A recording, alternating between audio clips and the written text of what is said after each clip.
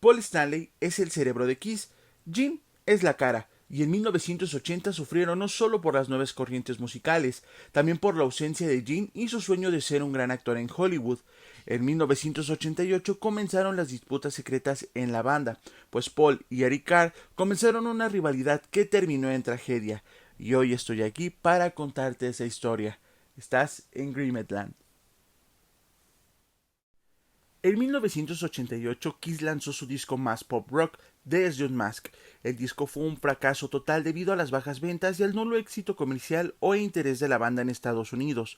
Para la gira, que también fue un fracaso, Kiss decidió presentarse en teatros que apenas llenaban poco más de la mitad. Es por eso que para la gira europea aceptan ser segundos en el Monsters of Rock, donde Iron Maiden, banda telonera de Kiss en los 80s, era la cabeza de cartel. Al ser el segundo, Kiss debía recortar su setlist, y una de las partes que recortaron fue el solo de Eric Carr. Muchos narran que esta fue la primera fricción con Paul, aunque no es así. Cuando Eric quedó finalista en Kiss para ser baterista, Paul no lo quería, pero al tener buena química con Bill Aucoin, Ace y Gene, Paul tuvo que doblar las manos. Según la hermana de Eric, cuando firmó su contrato le dijeron que no recibiría dinero de cualquier cosa relacionada con la marca Kiss, sería un músico contratado y no tendría voz ni voto en la banda. Por si esto no fuera poco, Eric tendría nula participación compositiva en Kiss. Volviendo a 1989, Paul estaba harto de que Eric no le hablara y siempre le contestara con comentarios sarcásticos, así que decidió hacer una gira por clubs con nuevos músicos y tocando canciones de su disco solista y clásicos de Kiss. Eric le dijo que él quería salir de gira con él, pero Paul no se lo permitió. Otro de los motivos por los cuales Paul se fue de gira solista fue por la ausencia de Gene. El baterista de esta banda era Eric Singer, quien Paul le permitía mucha libertad en tocar las canciones de Kiss, libertad que a Carr no le daba. Aquí se deriva la famosa anécdota donde Eric Carr se encuentra con Eric Singer en los camerinos y le dice: tú me vas a reemplazar en Kiss. La banda, totalmente fragmentada y financieramente mal, graban un nuevo disco, pero este disco no fue grabado con los 4 miembros de Kiss. Cada uno de ellos grabaron demos por separados con músicos ajenos a Kiss. Paul se puso a componer con músicos como Kevin Valentine, Eric Singer, Vinnie Poncia y Desmond Child. Gene comenzó a maquetar con Tommy Thayer, Bruce y Eric. Eric comenzó a componer solamente con Bruce Kulick. Los demos sonaban tan bien que solo se les dio un retoque especial para que sonaran bien. Gracias a la balada Forever, Kiss volvió a las listas de popularidad. Tuvo su mejor gira en años, pero todo esto gracias también a Larry Mazer, quien fue contratado como manager. Pero lamentablemente los problemas no terminaban. Estos comenzaban a llegar. La gira tenía clásicos de la época con maquillaje, un gran escenario y más llamativos visuales. Paul seguía sin hablarse con Eric. De hecho, Eric no se acercaba a ninguno de sus compañeros de Kiss. Él estaba más cerca de Gary Corbett, tecladista contratado para las últimas giras. En el bus de gira, Eric no le hablaba a nadie y tenía contestaciones groseras por parte de él. Larry Mazer, manager de Kiss en ese tiempo, recuerda que la primera vez que se acercó a Eric, habló con él y no terminó muy bien. Larry le dijo: lo más aburrido de un show son los solos de batería. Será mejor recortar tu solo y meter más canciones, ¿no? Eric no volvió a hablar más con él desde ese día. Según la hermana de Eric, Larry les dejó en claro a Gene y a Paul que ellos eran los jefes, y Bruce y Eric eran empleados que debían agradecer estar en Kiss. Así pues, el solo de Eric fue recortado una vez más. Eric, al tener mucha confianza en los fans, solía contarle sus penas, y estos al ver a Gene y al Paul le contestaban que Eric hablaba a sus espaldas demasiadas pestes. Paul habló con él y le dijo que debería sentirse afortunado. Cualquiera mataría por estar en Kiss. Si no te gusta la forma de la banda, cualquiera puede tomar tu lugar. Después de la plática, la relación con Paul mejoró un poco más y volvieron los solos de Eric. El último show de la gira fue en el Madison Square Garden, pero lo que nadie sabía es que ese sería el último show de Eric Carr con vida. Eric comenzó a tener molestias en la gira, desde calambres, falta de aire y dolores musculares, a tal punto que le inyectaban cortisona. Un día Eric comenzó a tener tos, pero tos bastante constante. Él pensaba que tenía neumonía, pero no fue así. En uno de esos ataques arrojó sangre y corrió a informarle a sus compañeros. Bruce recuerda que Eric le contó y le dijo: estarás bien, quizás solo te lastimaste al toser. La misma respuesta le dijo Paul a Eric. Horas más tarde, Eric les contó que al hacerse estudios encontraron una masa extraña entrando y saliendo de su corazón, y podría ser un tumor maligno.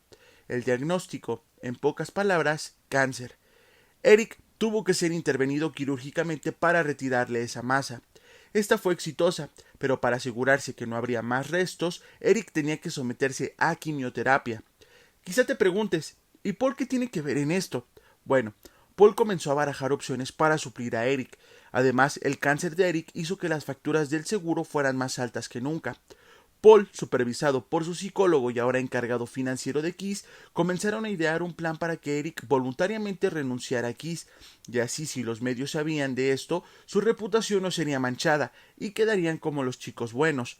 Eric, al enterarse de los planes de Gene y Paul y del mismo Bruce, comenzó a darles instrucciones a sus amigos más cercanos de que no dieran noticias sobre su estado de salud. Los padres de Eric recibían constantes llamadas de Gene y Paul y su abogado. Estos amenazaban con cortar el seguro y no pagar las facturas médicas de Eric. A Eric no le dolía su salud. A Eric le dolía que quisiera su vida, y lo único que quería era volver a ella. Pero Gene y Paul estaban dispuestos a alejar a Eric con tal de ahorrarse unos cuantos billetes. Eric, junto con su novia Carrie Stevens, trataron de alguna manera de tener descendencia, pero las quimioterapias dejaron estéril a Eric. Carrie fue el apoyo moral y humano de Eric que necesitaba, al igual que Gary Corbett. Debido a las quimioterapias, Eric perdió su frondosa melena. Este se enteró que Kiss grabaría un tema para el soundtrack de El asombroso viaje de Billy Ted. Eric les rogó a Gene y a Paul para grabar este tema, pero sus huesos aún no sonaban del todo, así que le permitieron hacer coros y grabar este videoclip. Eric grabó el video como nunca, y este fue el último videoclip grabado por Eric Carr. Las buenas noticias no paraban de llegar. En las radiografías, Eric salía que el cáncer estaba erradicado. Para celebrarlo, Carrie hizo una fiesta en la cual solo asistió Bruce y su esposa Christine. Gene y Paul buscaron cómo se comportaba este cáncer y descubrieron que cuando arrojaba resultados de limpieza y de salud total era el presagio de que la muerte acechaba a Eric. Eric sabía que no volvería a Kiss, así que le decía a su amigo Eddie Trunk que si sabía de alguna banda que buscara algún baterista, le avisara. Eddie le decía que no pensara así, que Gene y Paul no serían tan malos como para alejarlo de Kiss. Eric le debía mucho a Carrie, así que en una llamada por teléfono este le propuso matrimonio. La llamada se alargó y se tomó como una broma. Carrie, al colgar el teléfono, volvió a sonar. Bruce le dijo a Carrie si sabía algo de Eric, y ella le dijo que acababa de colgar el teléfono porque estaba hablando con él. Bruce le dijo que Eric había sufrido un derrame cerebral y era mejor que fuera al hospital. Eric, al colgar la llamada con Carrie, comenzó a tener un dolor en la cabeza mortal y solo alcanzó a tomar unas aspirinas y llamar al 911. ¿Qué había pasado? ¿Acaso Gene y Paul tenían la razón respecto a sus análisis y el cáncer? Eric quedó paralizado del lado izquierdo de su cuerpo. No podía hablar, no podía mover nada y estaba atrapado en su mente. Los médicos decían que con terapia podía quizá volver a hablar. Gene y Paul, al no saber nada de él, preguntaban constantemente cómo era su estado de salud. Los padres de Eric les prohibieron la entrada al hospital y saber cualquier información de su hijo. Carrie trabajaba en un hotel y recibió una llamada de la esposa de Gary. Carrie, al tomar la llamada, gritó tan fuerte que casi se desmaya. Eric en la madrugada había sufrido otra hemorragia cerebral y el cáncer se había expandido a su cerebro. Su cuerpo no pudo más y el 24 de noviembre Eric Carr dejaba este mundo. La esposa de Bruce de ese tiempo recuerda que Carrie les marcó llorando, y ellos pensaron que quizá Carrie había sido abusada o asaltada por sus llantos y gritos, pero Christine comenzó a llorar al escuchar que Eric había fallecido. Bruce condujo como un loco. Quien también quedó destrozado fue Eddie Trunk, quien ese día en la radio comenzó a poner música de todos los artistas que Eric amaba y adoraba. Todos los miembros de Kiss de ese tiempo asistieron al funeral. La hermana de Eric recuerda que todos miraban con asco y desprecio a Paul, pues él era quien ninguneaba a Eric, quien los hacía menos, quien le quitó lo más importante en su vida, y eso era ser miembro de Kiss. Por su parte, Paul se la pasó llorando en el funeral, arrepintiéndose de haber tratado mal a Eric, de quitarle ser miembro de Kiss. Al verlo en el funeral repetía constantemente: «Ese no es Eric, ese no es mi amigo».